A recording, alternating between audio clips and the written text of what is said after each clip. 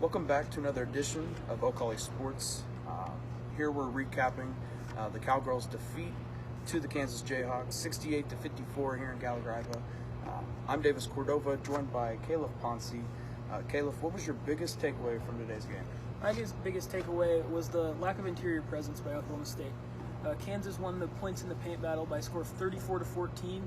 Oklahoma State was 6 for 27 on their layup attempts, which obviously you're not going to win very many games shooting 6 for 27 on the easiest shots in the game.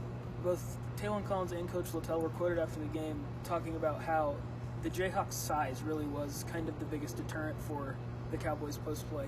Both Castillo and Taylor Collins struggled throughout the game. Taylor Collins came back and had a good fourth quarter, but up until then she only had 4 points.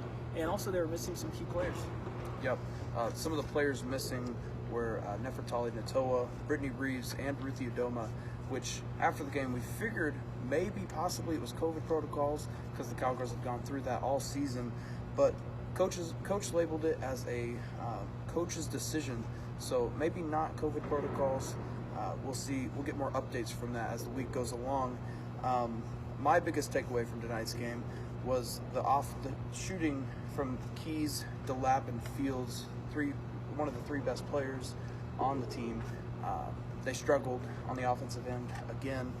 6 of 45 combined from those three players. And we usually don't see that from those three very often, but it's kind of come to fruition the last two games here in Norman and in Stillwater.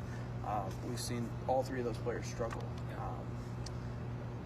And tonight we saw a freshman step up, Tori Garza, who played 15 minutes, and it wasn't really from the absence of Nefertali Natoa, who's a guard like Garza, but it was because Coach labeled it as soul searching for people who can shoot better.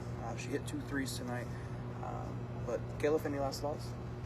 No, I think that covers it. I did think, now if you look at the stats, Tori Garza didn't necessarily shoot really well, but if you were watching the game, you could tell the offense just changed when she came in. Lauren Fields, even coaches said it, throughout the times this year, Lauren Fields was the only one who's really looking to take a shot and being an aggressor. Tori Garza changed that tonight. She came in, didn't play a ton of minutes, she only 15, but took 11 shots in those 15 minutes. She tried to make the most of it. So. Yeah, she found a lot of her minutes in the fourth quarter where OSU found a lot of their points, 21 points in the fourth quarter.